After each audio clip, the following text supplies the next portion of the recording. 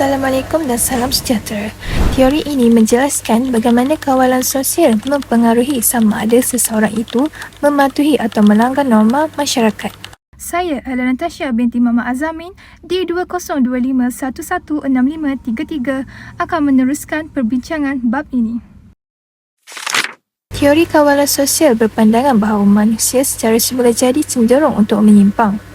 Oleh itu, persoalan utama teori ini bukan mengapa manusia menyimpang, tetapi mengapa mereka patuh kepada peraturan dan norma sosial. Kisah Jamilah dan Rashid menunjukkan dua haiwan hidup yang berbeza walaupun membesar dalam persekitaran yang sama. Jamilah mendapat sokongan sosial baharu dan berjaya, manakala Rashid kekal dalam persekitaran bermasalah dan terlibat dalam dadah. Menurut Nye, penyimpangan berlaku apabila kawalan sosial tidak mencukupi. Kawalan ini termasuk kawalan dalaman, kawalan ibu bapa, hukuman masyarakat dan alternatif sah untuk capai matlamat hidup. Hirschi pula menegaskan bahawa ikatan sosial yang kuat dapat menghalang penyimpangan. Jamilah membina ikatan baharu melalui sekolah dan keluarga, manakala Rashid kehilangan ikatan sosial.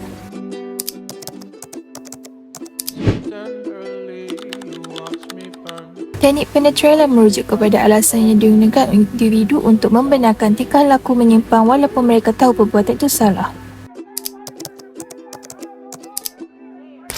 Teori kawalan kuasa menjelaskan perbezaan penyimpangan antara lelaki dan perempuan akibat kawalan keluarga yang berbeza. Manakala teori kawalan diri menyatakan individu dengan kawalan diri rendah lebih cenderung mencarikan cara segera dan mengambil risiko.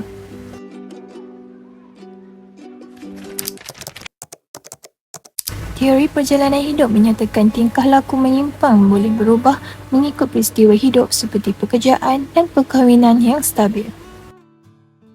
Kesimpulannya, teori kawalan sosial menekankan kepentingan kawalan sosial, ikatan sosial dan kawalan diri dalam mencegah penyimpangan. Kisah Jamilah dan Rashid membuktikan bahawa sokongan sosial mampu mengubah kehidupan seseorang. Sekian, itu sahaja daripada saya. Assalamualaikum dan salam sejahtera.